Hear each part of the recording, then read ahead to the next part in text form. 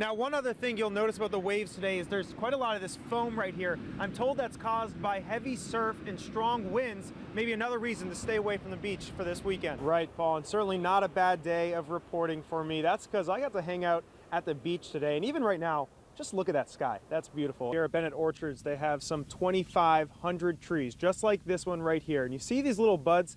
Each one of these will grow into a peach, and with about 200 per tree, that means we're talking about 500,000 peaches on this farm, and all of them are vulnerable. And there's expected to be some large crowds, most of them trying to keep this land right here as a forest. And if we take a look down below from Chopper 16, we can show you where the problem starts to arise. In the Negev Desert, this is Evan Koslof reporting on the renewed violence here in Israel. CBS is reporting that there was some rocket fire launched from the Gaza Strip and then returned from Israel. And if you look down the shoreline, you can probably see where the flat beach ends and it starts to go down towards the water. Well, we've lost a lot of sand in a year. This time last year, this is where that was. So clearly, we've lost about 6 feet of sand, as well as about 15 to 20 feet in width.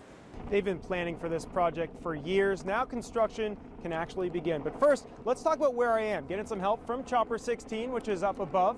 As you can probably see, this plot of land is massive, 165 acres by the corner of Wilkins Road and Cedar Creek Road. And it's right here on this plot of land where the new health campus will arrive in 2019. And to understand this story, you first must understand what freeboard is. Essentially, that's the distance above flood level that a home or structure can be found. That's very important when you live in an area like this with so much water. And while some homes in town here in Fenwick Island are like this one, 707, pretty high up off the ground, others like their neighbor right here, not so much. Cold enough that I'm glad I'm wearing layers. I think my photographer would agree with me. She was even smart enough to bring along the hot hands. Now currently right now they're building a fence right here, and everything on this side of the fence will not be able to be used, including this beach area. Also, this bar, stages, restrooms by the stages, and the raw bar will not be able to be used. Good evening, guys, and I just want to illustrate just how long that line was. If you look over my left shoulder, you can probably see that white tent by the entrance to Legislative Hall. That's where the line began. It continued around the corner and then up MLK Jr. Boulevard. And the cold temperature impacts vehicles big and small. Take the WBOC live truck, which I'm standing on right now. This is the mast that allows us to go live when it's really cold out. This will freeze over, won't go up. That means no live shots. And cooler weather as well. Okay, and I'm eyeing that 74 degrees on Thursday. That sounds nice to me. Right, but unfortunately it comes with a chance for rain, but we'll take 74. Sure. So it is Easter weekend. Yes. A lot of ways to celebrate. A lot of big buddies. Here's one of them.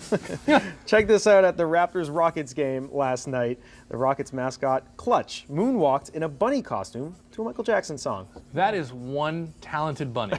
Good way to celebrate the Easter weekend by moonwalking like Michael Jackson. There we go. Warnings of the Zika virus are creating concerns all over the world and even right here locally.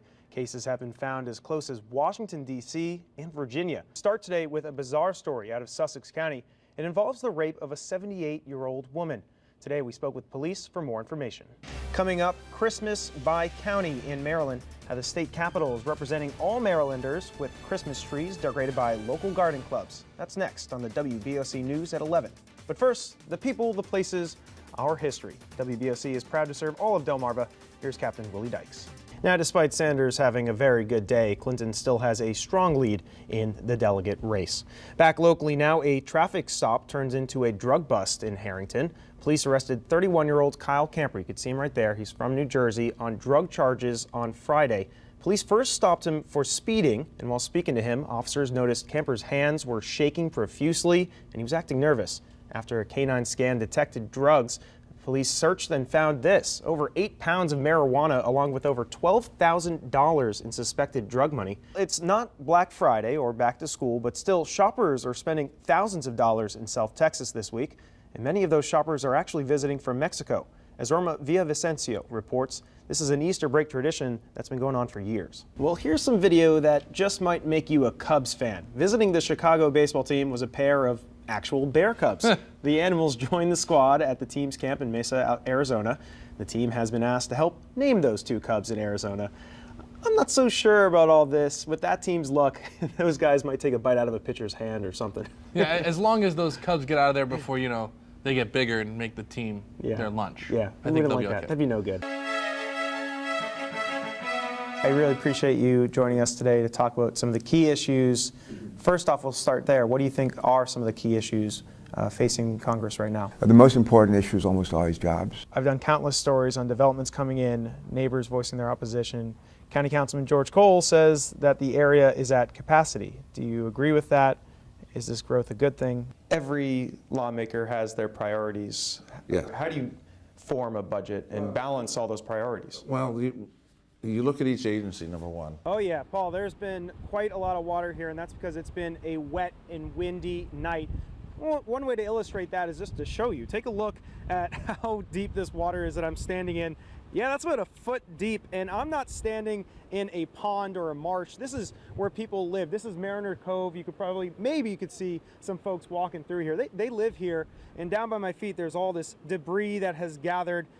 What's most concerning for these folks is that high tide has come and gone. They're worried that with the next one things will be even higher, which has them on edge. It's scary. It is very serious. We're joining Renee Ford at Mariners Cove in Longneck. The water is boot-length deep, and homes are surrounded by water, something which has Ford concerned for her home. Very scary. We have no idea what we're going to go home to. Our house is actually 2 streets over, so we can't get to it. We can't even try to get down the road. We have no idea what we're going to go home to. What's your worst nightmare? It flooding out, and then we have nothing. And of course, Longneck is not alone. Pretty much any area with low elevation is facing similar flooding in Sussex County. For example, just take a look at these photos from Oak Orchard provided by Jim Santangelo. Flooding there is rampant. 2 things you might notice about this storm if you head outside. First off, it's windy. That's why I'm so close to this camera, for fear that it might topple over. Second is that rain. In just a matter of seconds, you're seeing how much is building up on the lens. This has the biggest effect on drivers. For example, I'm here on Route 16 in the Broadkill area. This is as far as I dare go because you really don't know how deep that water is until it might be too late. My fear is that my house would flood.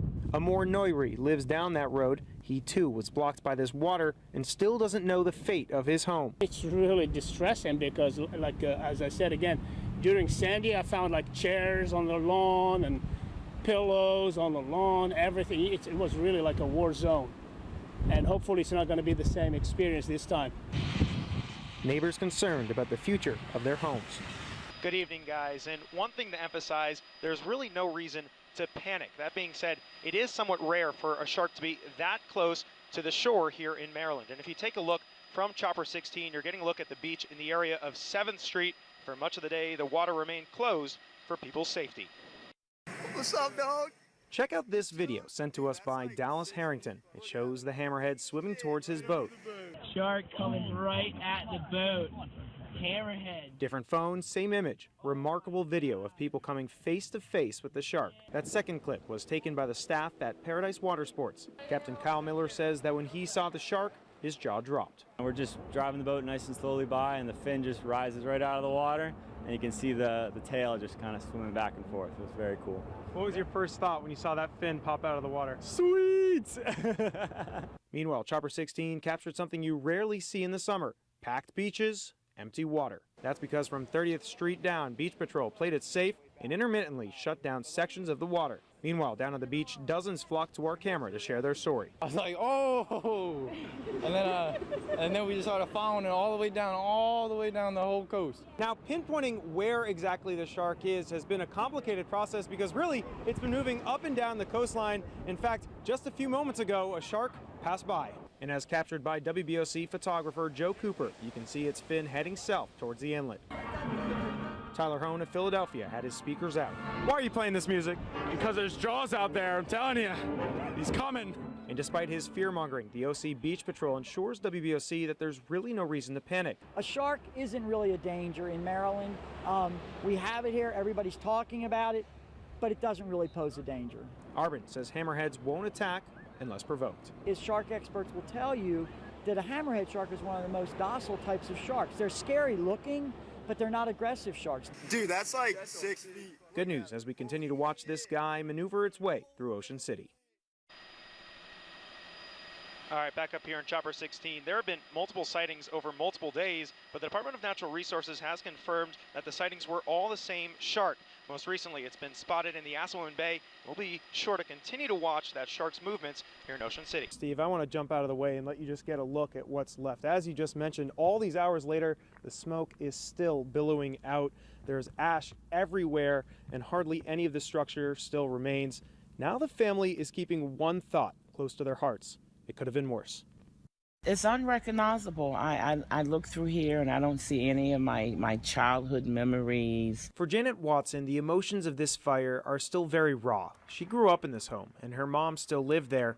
And now she says to see it reduced to ash is heartbreaking. This was the gathering spot of the entire family. Mom's house was the meeting. It was the anchor. It was the glue that held the family together.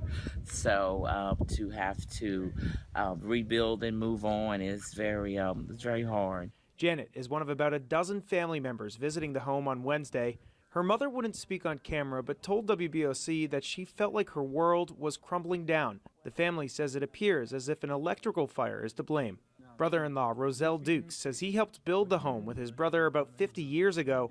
Now he says he feels like he lost a connection to his brother, who has now passed away. We used to do a lot of stuff back there, barbecue hog and everything, raised hog, chicken.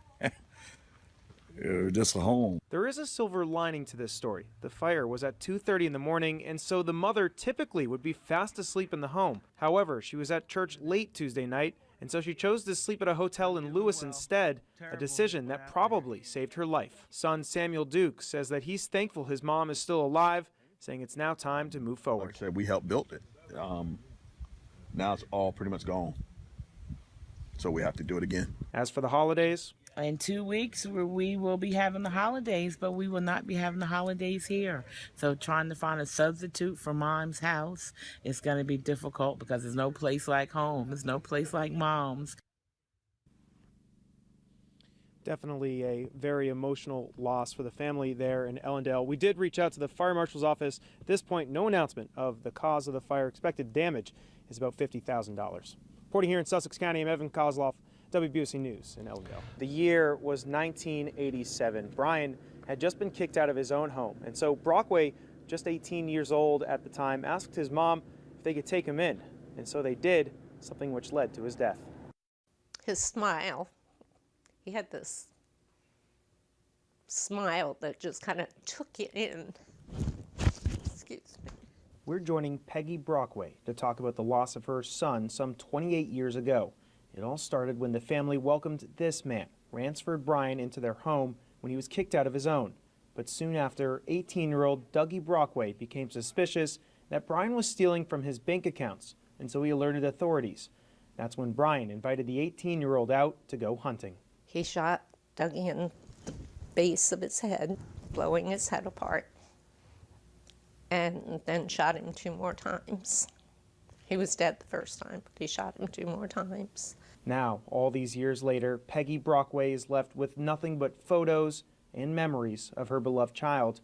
And on Tuesday, she had an especially painful day. That's because for the 6th time, Bryan was up for parole. At the hearing in Smyrna, Brockway pled to keep him behind bars. My son's gone. He's not coming back. Keeping Randy in jail is not going to bring my son back. But keeping him there will prevent it from happening to somebody else. At the hearing, Brockway presented a petition, just as she has every other time. On it were more than 1,000 signatures calling for Bryan to stay in prison. He's a danger to anybody. If he would do that to somebody that tried to help him, what's he going to do to somebody that makes him angry or gets in his way? All right, now we did reach out to the parole board today. They did not want to comment on the process so far. Brockway says a decision can be expected for tomorrow.